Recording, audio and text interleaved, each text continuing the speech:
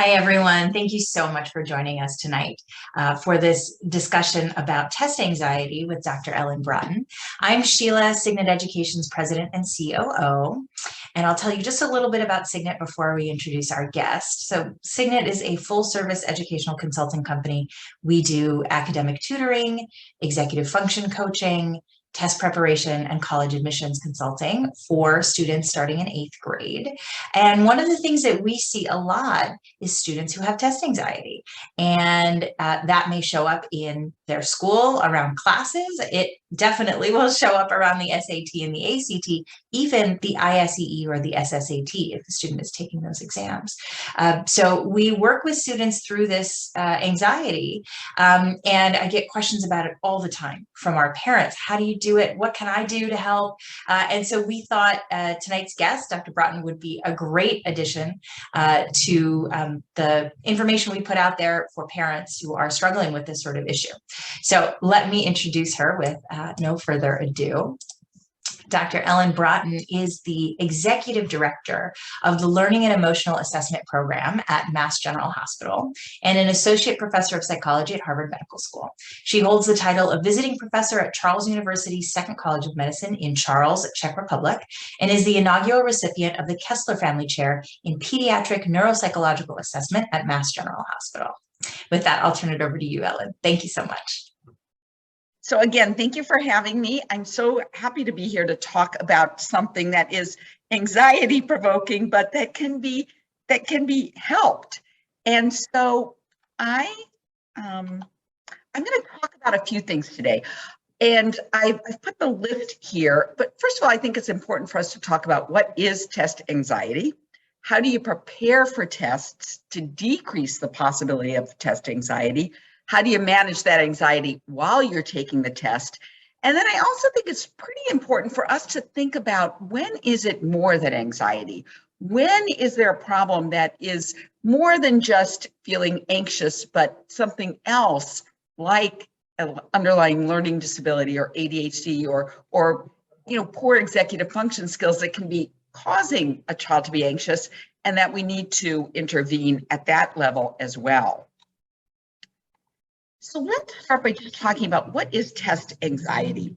And I'm going to talk about I see this Venn diagram here. There are 4 different aspects of this. And I think it's important for us to think about your particular child. Where are the behaviors? Where are the thoughts? What are you seeing in terms of test anxiety? So what you're going to see when we think about the behaviors that are part of test anxiety, you're going to see things as mild as a child saying, I just have trouble focusing, to kids who have full-blown panic attacks when they have a test. And they might be kids who avoid studying. So their behavior is that they don't study at all, and which is, of course, counterintuitive to what we need to do when we're not prepared or we're feeling anxious. One of the best ways of decreasing anxiety, especially when it's something like public speaking or a test or some place where we have to perform, one of the best things that we can do is to be over-prepared. But at the same time, what do we do when we're anxious about something?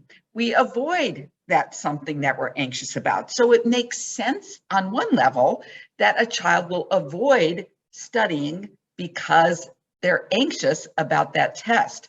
So there's a cycle that you might find is very difficult to break in certain kids, but it's important to know, is that one of the behaviors that you're seeing? And you can see some other things too, like kids who have behaviors like not sleeping or not eating before the test, or just saying unkind things about themselves. And we'll talk about that. That relates in some ways to their thoughts that they're doing, or just talking a lot about that upcoming assessment. But the behaviors aren't the only thing. Kids also have feelings about that, and feelings that are more than just anxiety, but they're also dreading the test. They may feel very tense. They may feel really helpless. And one of the most common things I hear from kids is that their mind goes blank, that they feel paralyzed, or they get into the classroom and they just forget everything that they've learned. And then on top of that, there are thoughts that we have when we have these behaviors, and we have these ways of interacting, and feeling, but then we also have ways of thinking. And it's important, again, to identify these, because when we think about, all right, what would be most helpful, you want to see, are you seeing mostly behaviors? Or are you seeing a child who has a lot of thoughts where they're comparing themselves to others? They're doubting themselves. They just have negative beliefs about what's going to happen. And sometimes those thoughts are catastrophic, that they think that, okay, if I flunk this one test, my life is going to be over. I'll never get to a good school. And kids are starting to think about this younger and younger. And even if you're thinking it doesn't matter, it can to them. And it gets worse. Those sorts of thoughts get worse as a child goes on in school. And then there's also the physical symptoms. There's the sweaty palms, the upset stomach. Kids will report the racing heart, a shortness of breath. These physical symptoms roll into some of those behaviors that we saw that can occur, which include things like panic attacks. So that mild sort of racing heartbeat can develop into a full-blown panic attack if someone is not sort of realizing, okay, I need to catch my breath. I'm aware of what's happening to me. I need to be grounded. And we'll talk about some of the ways that kids can get over some of those physical symptoms.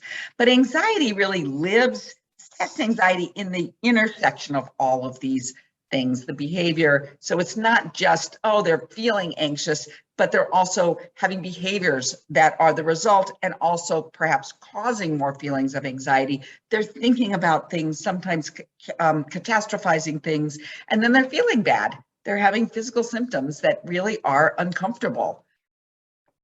So who is most likely to experience test anxiety? And before we started, we were talking, I just noticed that there were a lot of younger parents of younger kids in the group. And that surprised me a little bit, at least at first, until I realized that lots of kids have no experience right now taking tests. So they might be more apt than in normal times, pre-COVID times, to be anxious, because an 8-year-old or a 10-year-old has not really had to take tests. And Sheila had mentioned that they're seeing a lot of kids with just general anxiety, and I am too. The research would back us up that there's just more anxious kids in the world right now for good reason. And the other thing that I am seeing just clinically, and I don't have a lot of, there's no data on this, but I would just call it kids who have lost sort of their stamina.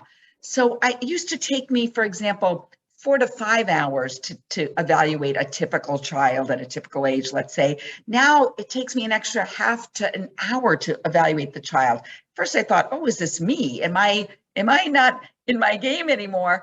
But as I talk to other people who do the exact same thing that I do, which is testing for learning disabilities and attention issues, they're saying the exact same thing.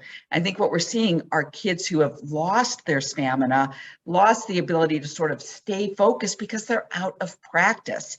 And that leads to more anxiety. So if we don't have the right stamina, and then all of a sudden we're in a test where we've got to finish quickly and we don't have that sort of ability to do that, we might feel more anxious. And that's especially true here. I have, kids who are perfectionists, and I saw that in the chat, that word quite a bit.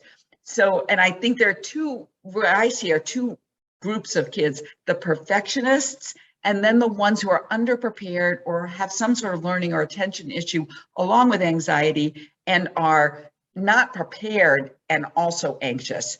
And so those tend to be the two biggest groups, but also research has shown that girls and women tend to be more anxious or have test anxiety more, and that's particularly true for minority students. So it's something to keep in mind. But also when you look at these statistics, over half of the students, and this was again pre-COVID, felt worried about an upcoming test, even if they were well prepared. Now, some of this is okay. Some anxiety is kind of good. It feels good to be prepared and a little bit anxious. And that's something I want you to think about as we talk about some of the things to do about test anxiety, is that it's not all bad. So if a child says, I'm feeling nervous about a test, well, that's good. It means you care. It means you're concerned.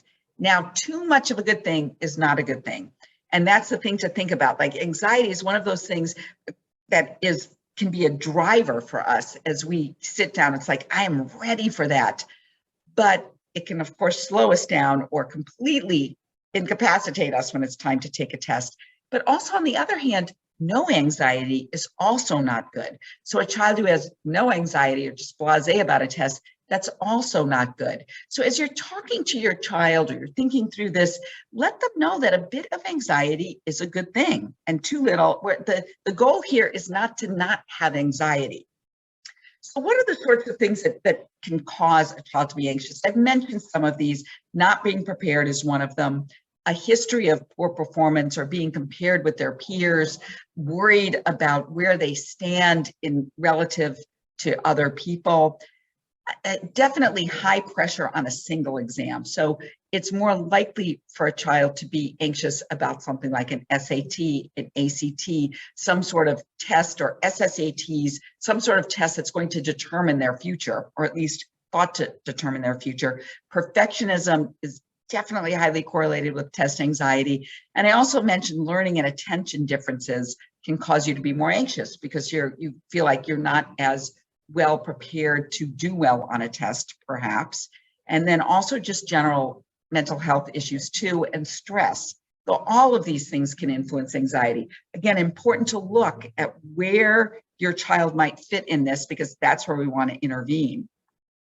So one of the first things you can do to get to the bottom of what's causing your child's anxiety is to have a conversation with them about why they're feeling worried about the testing.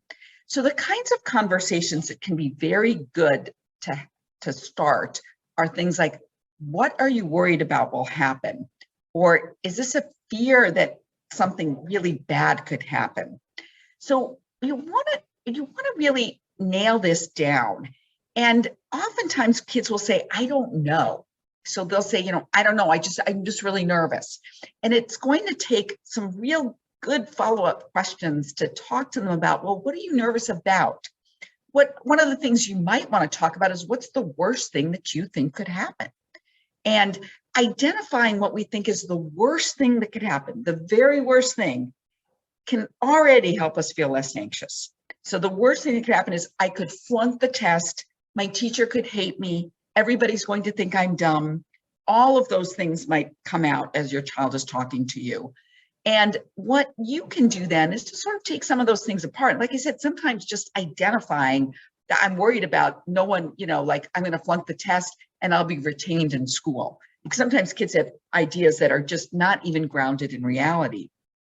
So you want to sort of pick at those things. Pick at, okay, this is a worry that's founded, and these are worries that are unfounded. And what would happen? Let's just say the worst thing happened. Let's say you did flunk the test. What then could we do after that? Letting them know that even if their worst fears happen, that's not actually the end of the road. And it's unlikely true that they're going to probably flunk.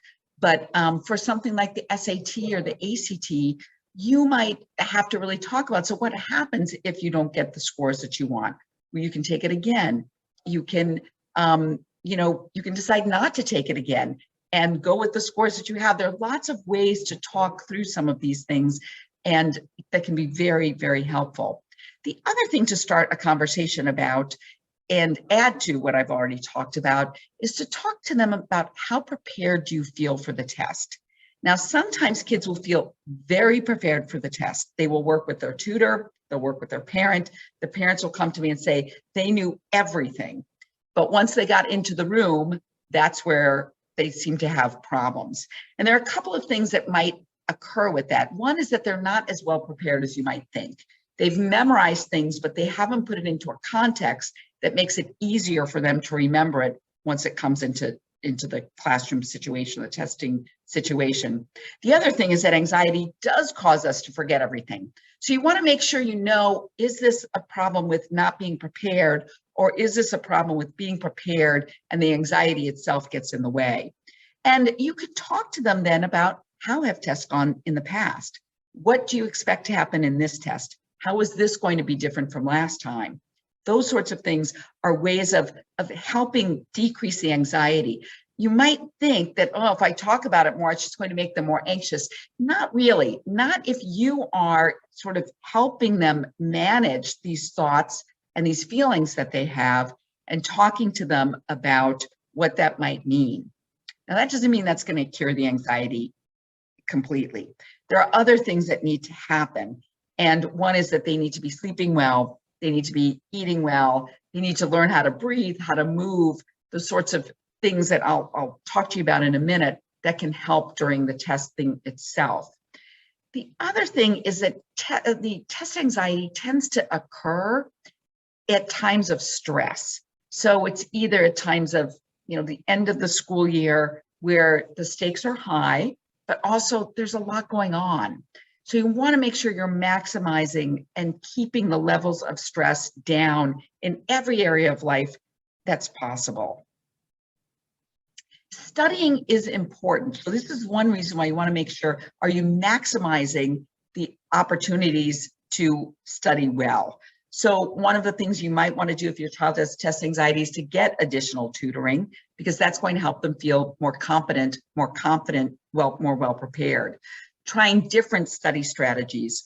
I mentioned before that a lot of kids, if they're very good perfectionistic memorizers, they will be able to tell you the day before the test all of the terms, terminology, but then when it comes time to actually write an essay about it, for example, all that kind of studying that they did doesn't apply in the testing room itself. So make sure that you've tried different sorts of study strategies, and studying over time definitely helps. It helps sort of build up that muscle, that memory muscle, but also sort of build up a callus. Like, I'm sort of touching this testing experience more than just once.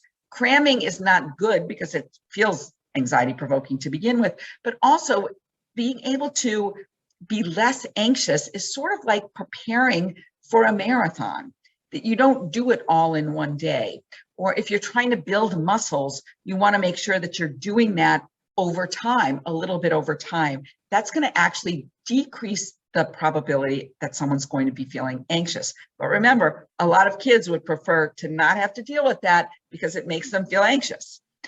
Taking practice tests to increase that exposure to it, again, being exposed to what we're anxious about actually decreases anxiety. You can do that through creating a study schedule and adding little mini tests in there. And you want to definitely make sure that the material your child is studying is correct. You can check, with the teacher. Oftentimes teachers have things online that you're looking at, but sometimes I find that test anxiety starts or is exacerbated by a child who took a test, did not study the right kind of material, and that sort of sends them down sort of a slippery slope. Talking to the teacher can be very helpful. So sometimes teachers are very understanding about anxiety and sometimes they're not. Coming out of COVID, I think it gives kids a big mixed message. So before COVID, it was very hard to get teachers to be on board about anxiety or even giving extra time for tests for kids who have specific learning disabilities. Anxiety is sort of tricky because a lot of kids with anxiety are sometimes the best kids in the class. So the teachers are saying, like, why would they need extra time, or why would they need any sort of special anything? They're like, they're doing fantastic. So talking to them though, and letting them know what you're seeing at home, what you're hearing at home, again, being specific about those behaviors, those feelings, the thoughts that you're hearing your child do or say are really important to convey. And getting information from the teacher about the format of the test, what's going to be covered, how they think the child should best prepare. And I said it's sort of gray right now because what I'm finding is a lot of teachers have sort of, and I don't really mean this to sound bad at all, but have checked out a little bit, that they've, we've all sort of gotten a little bit complacent. And like I said, we don't have that stamina. Same goes for parents, teachers. So sometimes they've been very easy in the past couple of years about, you didn't get the assignment in, that's okay, or you just take the test whenever you feel like it. And that change now that I think will occur particularly next fall, but even now as we're wrapping up this school year, can be very anxiety provoking for kids. And being clear about what the teacher is expecting can be really helpful. So, because we all get more anxious about things that are unexpected. So when a child's like last time the teacher said she was fine, this time she's not fine, I'm really confused and now I'm nervous. So, and I should say too, advocating for that support is important. So if you do prep with your child for test taking strategies, you can only implement those strategies if you're practicing them. And so you want to make sure that this is something that's not out in the ether, that you're just not thinking about, okay, well, we'll get to that, but really that they are practicing those test strategies during their study time, during their tutoring, and ideally during the school day, but that doesn't always happen. So very simple things that they can do to decrease their anxieties, making sure they've read the directions, making sure they're doing the simple questions first, writing an outline for their essays, using test-taking strategies like process of elimination. A lot of kids who are taking test prep classes are exposed to this as part of their test prep. So they'll work with, depending on the test, like sometimes it's good to take a guess and move on. Other kinds of tests, it's not. You want to make sure that you advise your child correctly. For the most part, it's good to take a guess and move on. It's not always the case with some standardized tests. But things like, okay, sit down, it's an essay test. What's the first thing you want to do, Billy? You want to make sure that you've taken a big step back and write an outline for the essay. It's a multiple choice test. What's one of the simplest things you can do to help you focus and not feel overwhelmed and anxious? You can eliminate things when you're not sure of the answer. You can, when you come to a test question you don't know, you can skip it and move on to the next one that you do know and come back to it. So those are all sorts of things that a child can practice, and they all help them feel more in control. So again, anxiety comes from I'm feeling out of control about something I'm not sure I can do or something that's dangerous. So, and then be aware of those negative thoughts that I mentioned before and challenge your child. So I kind of posed some of these questions earlier. You want to say, okay, so will this one test really ruin your life? Is your teacher really going to hate you that you can't remember the periodic table? No. Do your friends really care if you score lower than them on your test? Ask them these sorts of things. This is sort of a way of confronting their anxiety and decreasing that probability of catastrophizing. So that's something that people who are anxious always tend to do is, oh my gosh, this is going to be terrible. And sometimes the worst thing does happen. Sometimes, you know, if you think about it, you get into a test and you just choke and you just aren't able to do it. Okay, the worst happened and you're still here. And next time we're going to try and make it better. And that's how you as a parent can help sort of bring that down. Also, you know, tell your child to talk to themselves as if they're comforting a friend. You can say to your child, even as young as 6, 7, 8, like, what would you say to a friend if they were feeling like you're feeling right now? What would you do? How would you help them? And then think about, okay, so what are the real life consequences and how can you proactively manage them? I put here, maybe you will get held back because of this one test. It's never going to happen, but could we talk about, let's just say that does happen. What again would be the worst that would happen? And as you start to have these sorts of conversations, most of the time a child will say, well, that's not going to happen. Like, yeah, you're right. That's not going to happen. And these sorts of questions and conversations can be, again, very helpful. And as part of that, you want to make sure you teach your child to do something like a growth mindset. So a growth mindset is not a mindset where you tell your child, don't worry, you're going to do great. You know, you can do anything. I believe in you. The I believe in you part of that is okay, but the you can do anything part, even if you believe it, can sometimes be a little bit overwhelming, especially for a child who's perfectionistic and who's you know, you can do anything. They're thinking anything perfectly and to the nth degree. So you want to make sure that what you're really conveying to your child is you believe that they can learn and they can be adaptable, and that failure and mistakes are not only part of life, but an important part of life. So encourage your child to see the brain as a muscle that needs to be exercised.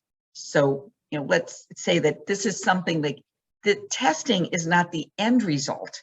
Testing is one of those things that are like when you go to the gym and you work out and you develop muscles.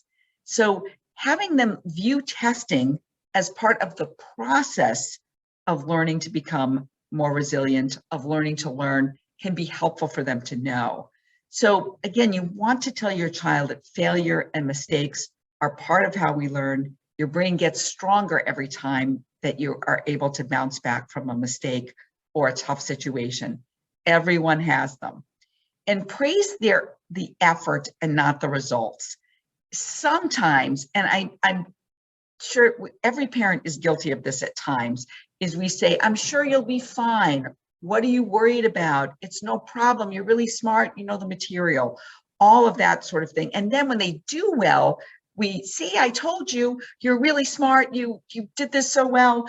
And instead of praising the A, praise them. Praise the fact that that was really tough for you. I saw how hard you worked on that. I'm really happy to see how well you did, as opposed to, I'm so glad you got that A. I know you can get all A's. That kind of pressure can sort of exacerbate anxiety. So those are some of the things you can do before the testing and even in your daily life. But what are some things that kids can do while they're taking a test? Well, there are a few things. Some of these things they're able to do in a classroom setting, and some they're not. And we can talk. In fact, hopefully I'll have some questions about some of these things that might apply directly to you. But one of the things you want to make sure they're doing as they're studying is to move their body. Instead of cramming up to the last minute, take the time to walk before the test. And of course, if they're in third grade, this is going to be a little bit tougher for them, but they can even do things like stretching their, like doing neck rolls, stretching their shoulders, do some sorts of things that will get them moving, even if they're in their seat a little bit. You don't want them like doing big arm swings and making things difficult for those in the classroom, but teaching them, like if you get anytime you get anxious, one of the best things we can do is kind of move. So teach them what are some, ways that you think you could move your body that would be okay in the classroom. For some kids, this is why we recommend letting them take their test when they really have significant anxiety, taking their test in a separate location. Before the test too, teaching them things like meditation or doing deep breathing or listening to their favorite music instead of cramming the night before, doing things like coloring worksheets, all those sorts of things that are kind of mindless, but that are actually there to calm your mind. And then sometimes it can be helpful right before the test to do some easy practice questions as a warm-up. Now, this does not work for every child, but you could ask, talk to your child, what would help you right before a test to make you feel like you're ready for a test? Would it help to do something mindless the morning before? Would it help to move around, to go out, to go for a walk or walk to school that day? Would it help to do some, have some flashcards or some little things to look at? One of the things you don't want to do is to have too much information or trying to cram at the very last minute and thinking like, oh my gosh, I forgot that, I didn't know that. And that's the last thing you want to do. You also want to make sure that your child is integrating some of those things that I mentioned before about challenging their negative thoughts. So I've given an example here, like, oh, if I don't solve the first problem, I'm screwed for the rest of the test. That's a lot of times what I hear from students who have test anxiety. They sit down and especially if the first problem is a hard one, they think I'm done. I might as well just pack it in. I'm not going to be able to get any of these things right. I'm not going to get an A, or I'm not even going to pass. So we need to try and teach them some of these ways. Like, what are the things that you could say to yourself that would help you when you're starting to feel overwhelmed and negative during the test. So, I can still pass this test, even if I miss one question, even if I miss 5 questions, I'm just going to focus on what I need to do. That's the most important thing for me right now. So I want to make sure that I've told kids who are anxious to really try not to concern themselves with what their classmates are doing. Easier said than done, but it's something that they need to be aware of. That can oftentimes exacerbate anxiety. So you're in somewhere and you're like, oh my gosh, they're already done with the first 2 pages. I'm still on page 1. That can just make you feel anxious.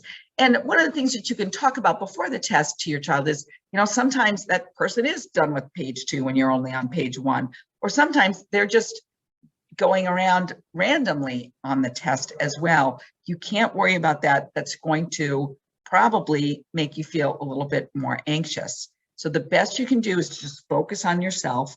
Don't check the time too much, but also don't lose track of time. And so you can teach them to, wear a watch, have an analog kind of clock or some kind of watch so that they know, okay, it's there. I'm aware of where I am in this test process, and I'm going to, not spend too much time looking at it, but I'm going to be aware of it.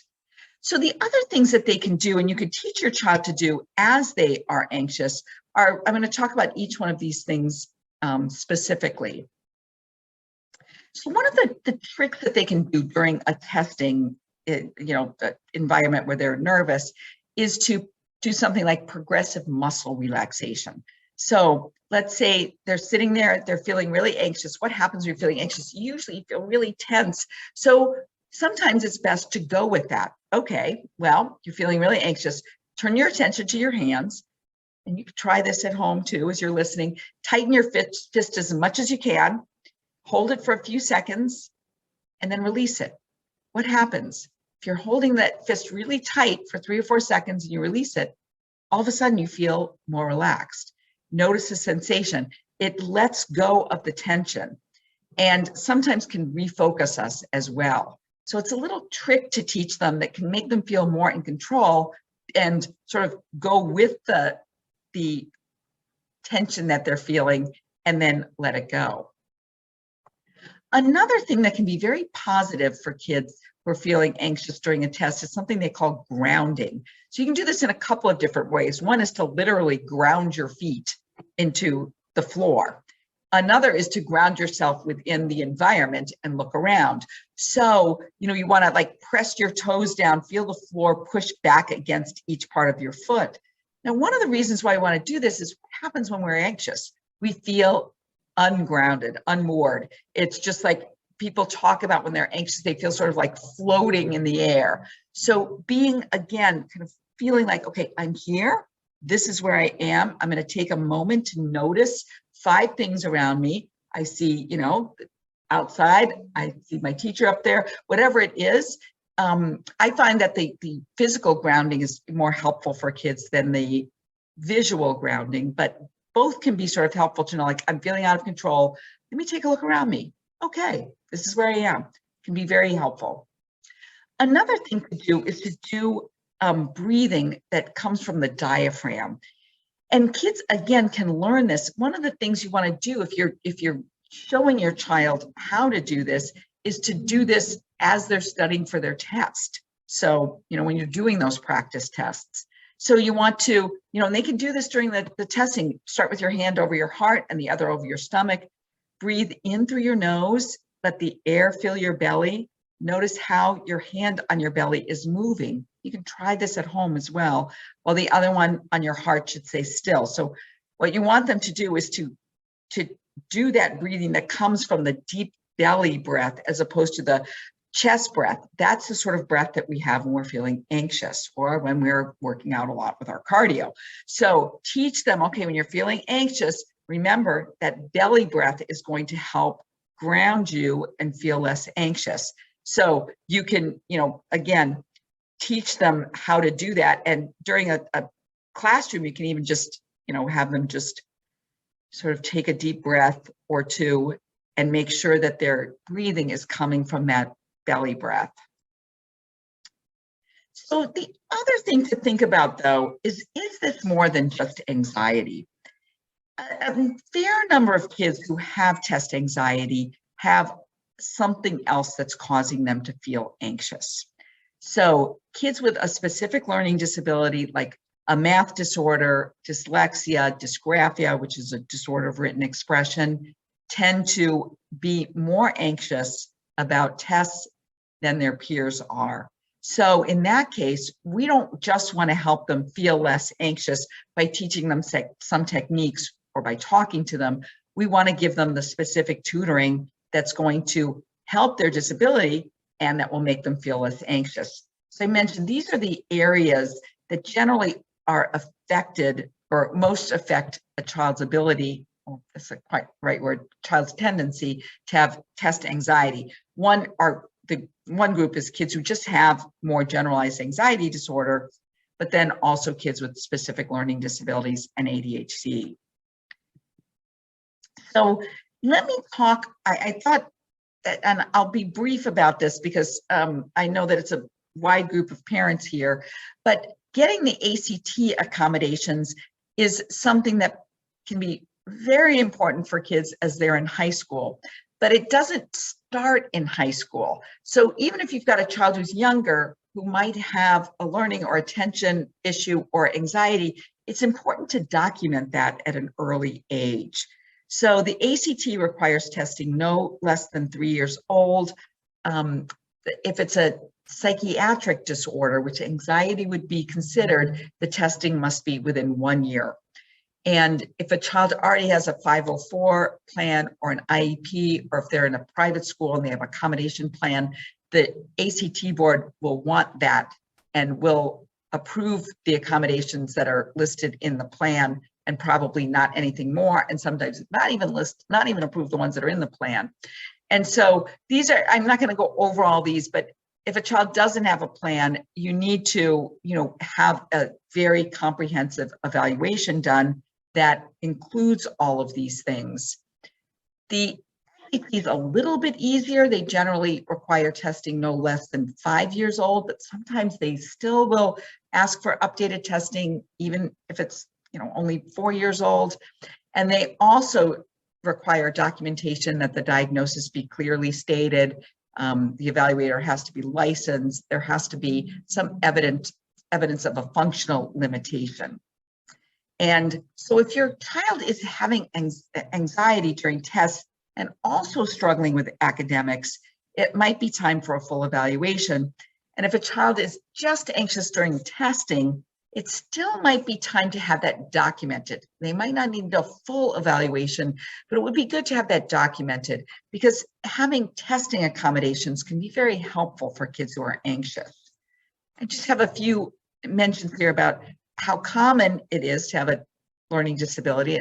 1 out of every 5 children in the US, about 5 to 10% of children in the US have ADHD, and about 30% of kids with a learning disability will also have an associated emotional issue as well, very often anxiety. So the way you would get an evaluation is either through your school system or through a private evaluator, with the neuropsychological or comprehensive assessment being sort of the gold standard. So making a diagnosis is really important because, again, if you want accommodations at school, if you want accommodations on a standardized test, you have to have the documentation. That's actually a legal requirement. So sometimes it can seem like a real hassle. There are 2 ways you could do this. One is through the school system. One is through a private evaluator. And I've just mentioned a few things here. School systems are very good at providing evaluations that look at patterns of strengths and weaknesses and help you figure out what to do. School systems don't, though, do that comprehensive neuropsych battery. They don't diagnose anxiety, for example. They don't think diagnostically. So either going through the school system or not comes with its pluses and minuses. It's just something to think about if your child has anxiety as well as not performing as well in school. So let's say they've had an evaluation and it's been documented that they either have anxiety that's interfering significantly with their ability to perform in school, or they have a learning disability along with anxiety. Depends on what the disability is, but some of the common attesting accommodations are listed here. I find that for kids with anxiety and only anxiety, having extra time to complete their tests is really one of the only things they need. Sometimes also with a quiet room or the ability to use headphones. But for the most part, that's what we're talking about, is extra time to complete the tests, a quiet space to do that, where they're not distracted by other kids in the room. Now, if they have a learning disability on top of that, they might need other things like being able to dictate their answers or use a calculator or have a proctor or large prints, all sorts of things that might be necessary. But I often find that for kids who are anxious and very anxious, who those recommendations that I gave, some of those tips that I gave don't seem to work, and this is a chronic issue, just knowing they have extra time to complete a test can be very helpful for them. Sometimes they don't even need the extra time, but they just know that they have it, helps them manage that anxiety much, much better. And, I mentioned here too that the extra time effect is even greater for kids who also have anxiety, test anxiety, and a learning disability. I just want to mention that here. And then it's also important to think about what are the other things in life. When we think about test anxiety, we tend to think, okay, we've got to figure out what to do about this test, how to study better, what are the sorts of ways to handle test anxiety.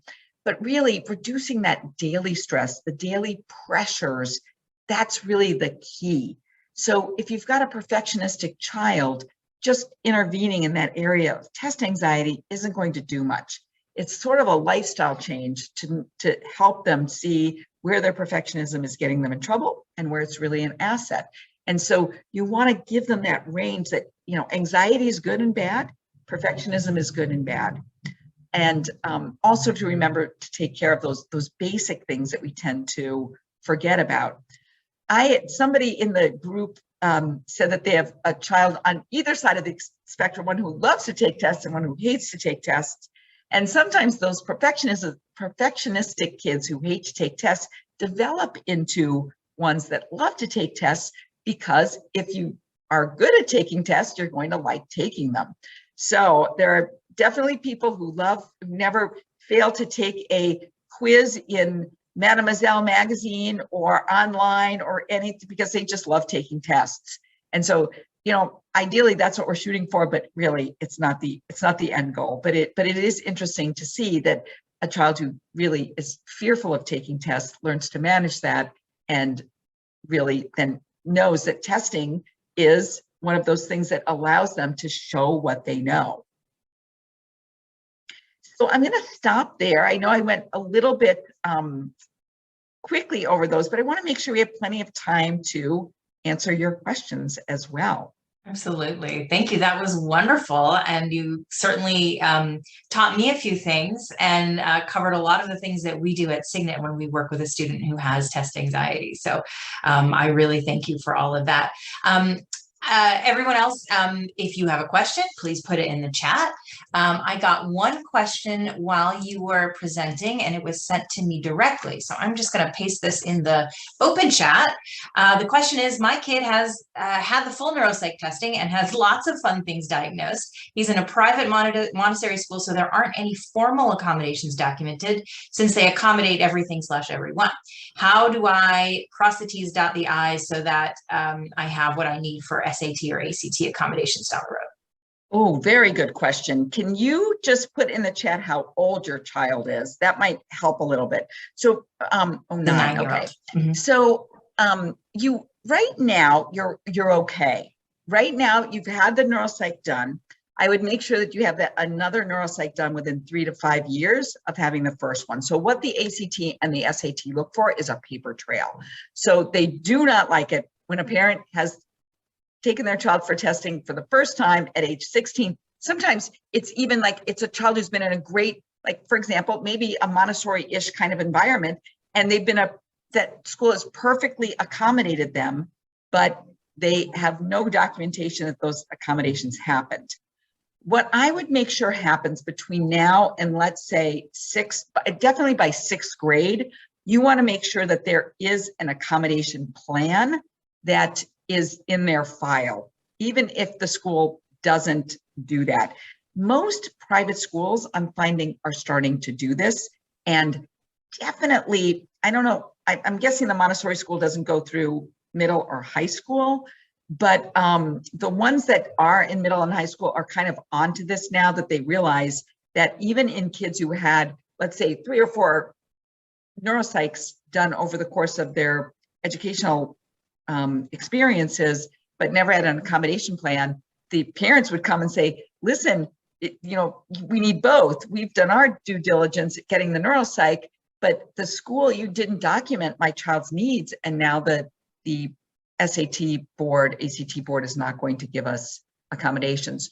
So right now, I think it's okay, but by 6th grade, I would make sure that your school does that.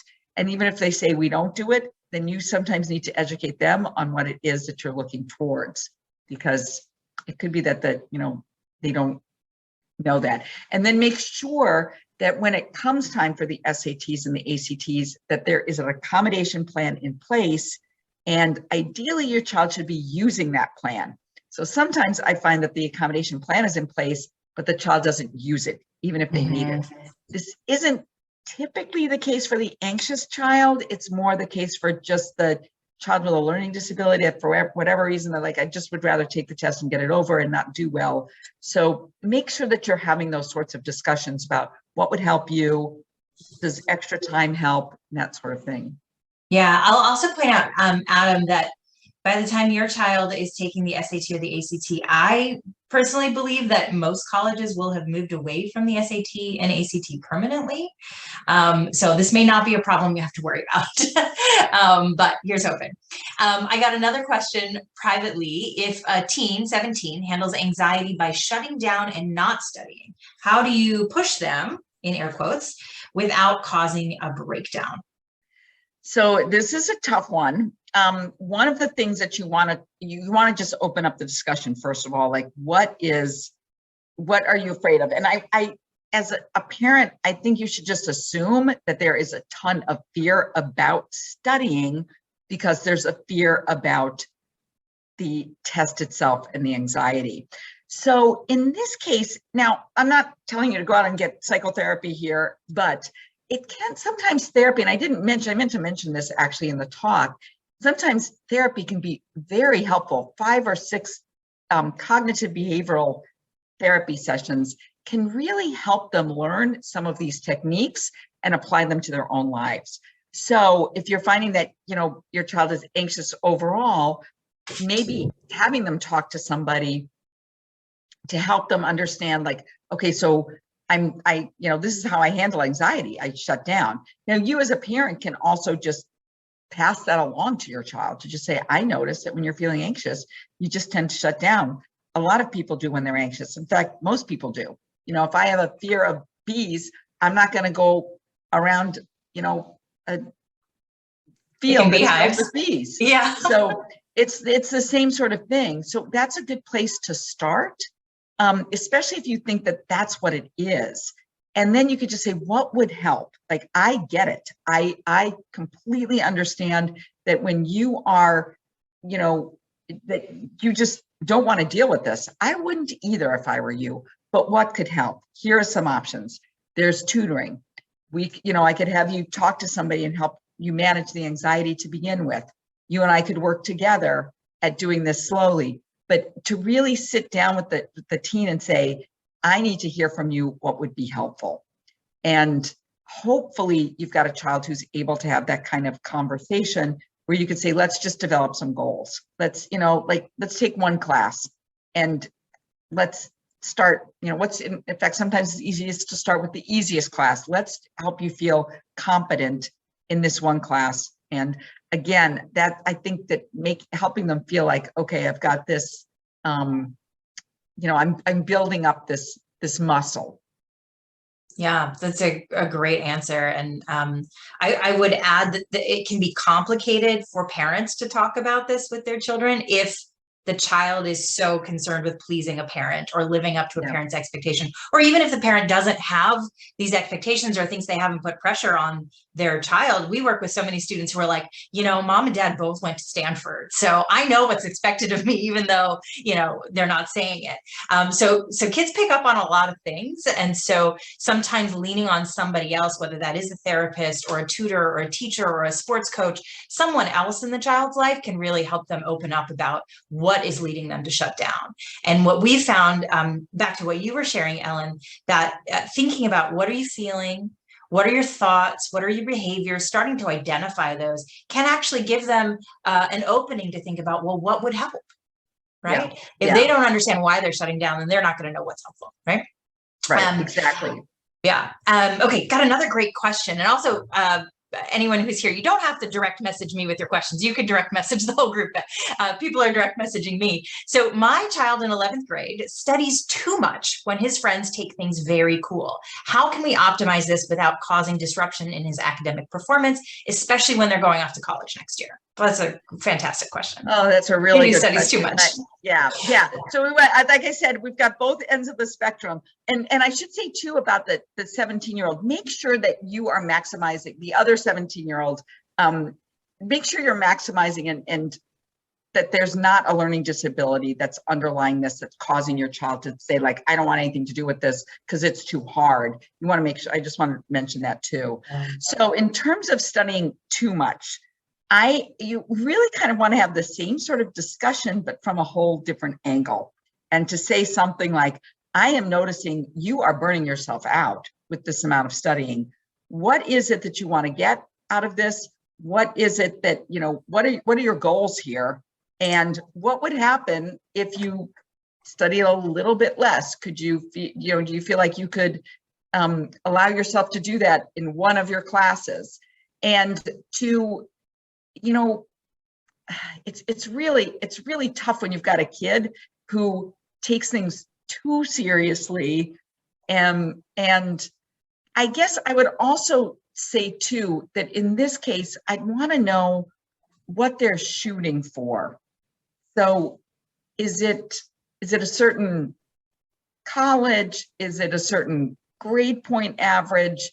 And kind of but sort of explore their beliefs about that and whether or not they really need to be putting in as much time as they are putting in. And sharing with them that, saying, sleep is important. Sleep is important for your test performance, as important as studying. And you want to make sure that they're familiar with that. That, sometimes kids just think if I study all night long, I'm going to do better on a test. That's not necessarily the case. In fact, sometimes it can be counterproductive. Well, we're just about out of time. So one thing I want to say, actually, in particular response to this last question, as you're saying, Ellen, a lot of kids don't know when is enough. And what other detriments are they causing by studying too much or studying too little? One of the things we're going to send to everyone who registered is Signet's Guide to Studying. And it really lays out sort of the principles of a good study plan, which include what are you going to study and is that the right thing? And how do you know when you've studied enough? And how do you manage your time so that you're doing that, but also taking time to take care of the basics, have a little fun, live your life, all of these other things that are also important for teenagers. So you'll get that, and hopefully that will be of great help to you. Dr. Braaten, thank you so much for all of your wisdom and your time tonight. How can people follow your work or understand better what you do at MGH? Where can we find you? So probably the easiest way is through my website, which is ellenbraatenphd.com. And that will take you to links even at Mass General, but also to some of the things that I have written in, and also how to make appointments if they want to see me or somebody in my practice. So I would be happy to hear from you. Sure. Great. Well, that's about all the time we have tonight. So thank you so much again, everyone, for joining us. And hopefully we'll see you at another one of these soon. Have a good night, everybody. Bye-bye.